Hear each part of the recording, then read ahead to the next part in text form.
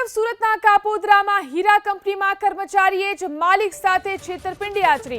કારખાનાના માલિકનો વિશ્વાસ કેળવી કર્મચારી સારી ક્વોલિટીના હીરા બદલી અને હલકી ગુણવત્તાના હીરા પધરાવતો હતો।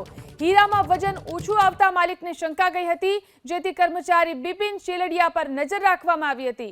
સીસીટીવીમાં શંકાસ્પદ હિલચાલ જણાતા વજન ચેક કરવામાં આવ્યું। વજન ઓછું આવતા કાપોદ્રા પોલીસમાં કર્મચારી બિપિન ચેલડિયા વિરુદ્ધ 1.5 લાખ રૂપિયાના હીરાની બદલી કરી અને છેતરપિંડી કર્યાની ફરિયાદ નોંધાઈ। પોલીસે બનાવની નોંધ કરી વધુ તપાસ હાથ ધરી છે। આ વિશે વધુ જાણકારી મેળવી અમારા સંવાદદાતા ધનરાજ ફોન લાઈનથી જોડાયા છે।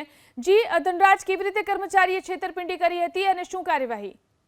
જી બિલકુલ, સુરતના હીરા ઉદ્યોગમાં અવારનવાર આ પ્રમાણેની ઘટના છે પ્રકાશમાં આવતી હોય છે, ત્યારે વધુ એક ઘટના કાપોદ્રા વિસ્તારમાં સામે આવી છે। હીરામાં જે પ્રમાણે મંદીનો માહોલ છે, ત્યારે હલકી કક્ષાના ગુણવત્તાના જે હીરા છે એ હીરા બદલી નાખવામાં કાવતરું કરવામાં આવતું હોય છે। ત્યારે સરીન ડિપાર્ટમેન્ટમાં કામ કરતો કર્મચારી હતો, તેણે આ કારસ્તાન કર્યું હતું। કારખાના માલિકનો વિશ્વાસ કેળવીને સારી ક્વોલિટીનો હીરો બદલીને હલકી ક્વોલિટીનો હીરો છે એ પધરાવી દેવામાં આવ્યો છે। આ સમગ્ર ઘટના છે સીસીટીવીમાં કેદ થઈ છે, ત્યારે સીસીટીવીના આધારે પોલીસે તપાસના ધમધમાટ શરૂ કર્યા છે। હીરામાં વજન ઓછું આવતા શંકા ગઈ હતી અને ત્યારબાદ જે માલિક છે તેમણે બિપિન ચેલડિયા ઉપર નજર રાખી હતી। તેની હિલચાલ છે એ શંકાસ્પદ લાગી હતી, ત્યારે આ બાબતને લઈને સીસીટીવી તપાસવામાં આવતા આ સીસીટીવી વરાછા પોલીસને આપવામાં આવ્યા હતા અને સમગ્ર મામલો છે એ ખુલવા પામ્યો છે। પોલીસે અત્યારે હાલ આરોપીની ધરપકડ કરીને તપાસના ધમધમાટ શરૂ કર્યા છે।